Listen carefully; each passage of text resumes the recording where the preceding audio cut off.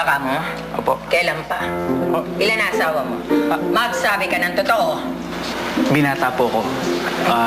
Kaya po nandito dahil gusto kong formal na manigaw kay Pati. Ha? Alam mo ba ang sinasabi mo, lalaki? Ha? Baka akala mo, mayaman yan si Pati.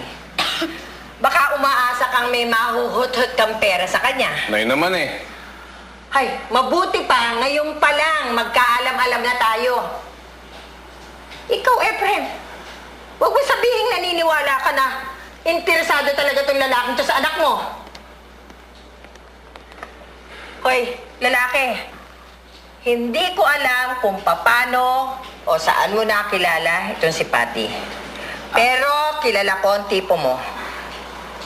Pinagsasamantalahan mo ang mga tulad niyang bigo at walang pag-asa para perahan. Oh. Ay, ikaw naman, babae. Talaga bang di ka na nag-iisip? Ha? Umiiral na yung pagkadesperada mo. Ay, paalisin mo na nga itong lalaking to. Paalisin mo na. Taga-Maynila pong yan. Wala akong pakialam kung galing pa yan sa dagat. Wala akong pakialam. Ang lagay, dito mo patutulugin? Ha? Ano sasabihin ng mga kapitbahay? Wala ka na ba kahihiyan? Tay. Palayasin mo na yan, Efren. Kung hindi, kasama niya anak mong aalis dito. Hindi bali ho, sige ho, wag ho kayo mag-alala sa akin dahil marami naman akong makikita dyan sa labas na matutuluyan. Sige ho. Alam mo, sa bahay ka na lang muna tumira. Sige ho, tuloy na ako. Di ba, Pati? Sige ho.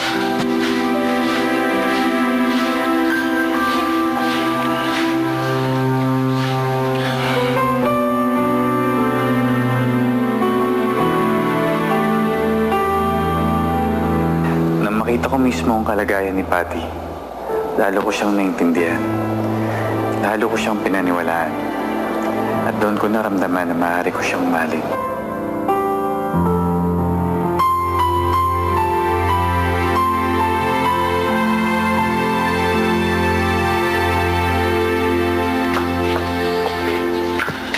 Ginagawa mo dito, baka makita tayo ng lola ko.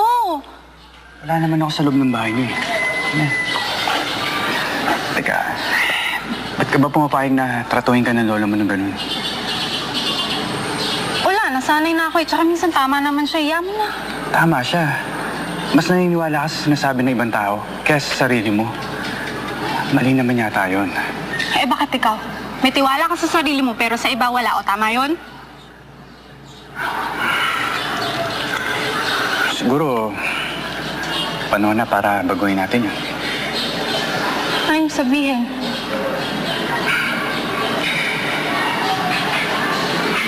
Panahon na siguro para magtiwala uli ako sa ibang tao. Nakita ko na kasing taong pagkakatiwalaan ko eh. At ang puso ko. Ikaw yun.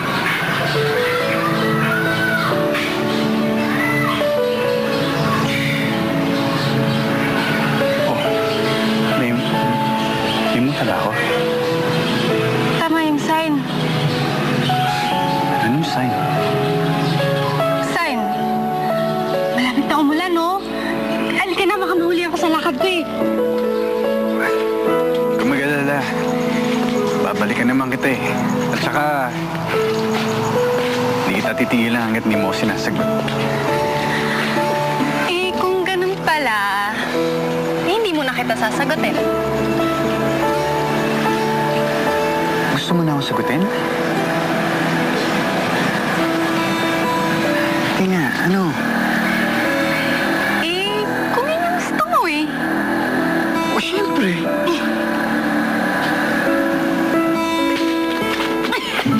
Yes! Yes! Yes! Sinolo mo, makita tayo. Ano ka ba? O sige, basta, babalikan kita. Dapat lang.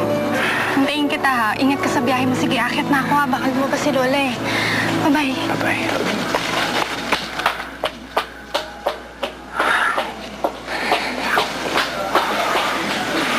Bilib din ako sa'yo, no? Pursigido ka kay Patty. Ha? Ay, hindi ba niya naikwento sa'yo kung bakit iniwan siya nung ex-boyfriend niya tapos sumama sa iba? Ay, naku, alam mo kasi, si Patty, naku yan, may kalokohan din kasi yan eh. Biruin mo ba naman, may boyfriend na, tapos nakipagkita pa kung kani-kanino.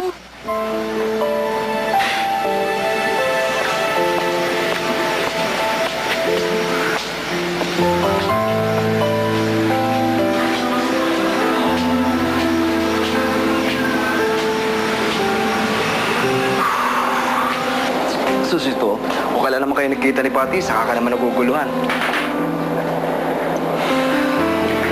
Mahal ba talaga niya ako? Pag ginagamit niya lang ang panakip butas. Alam mo pare, ayoko na masaktan eh. Ito huwag mong isipin na lahat ng babae katulad ni Lani.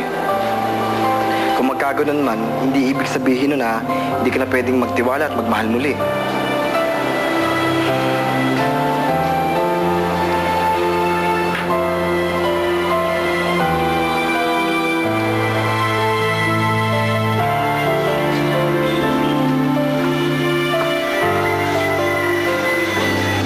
Himala, hindi ka na yata tinatawagan ng boyfriend mo. Ay, hindi na pala himala yun, no? Normal na pala sa'yo yun. Tawag din yun. Baka may inaasikaso lang.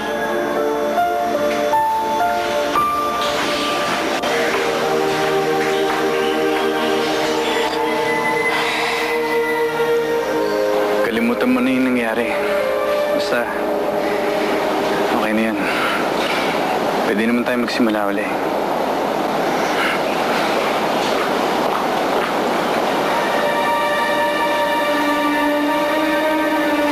Patty, Huwag ka na magpaliwanag. Alam ko naman darating tong oras na to eh. kung ano man iniisip mo, nagkakamali ka. Lester, magsabi ka na lang ng totoo. Matatanggap ko naman eh. Ang ayaw ko sa lahat yung pinapaasa ko at pinagmumukha akong tanga. Pwede ba makinig ka muna? Ang tingin sa akin eh. Pati ba naman ikaw?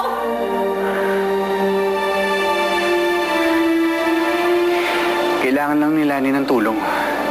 Tinutulungan ko lang siya. Yun lang yun. Yun lang yun. Tapos hindi mo makuha magparamdam. Patty!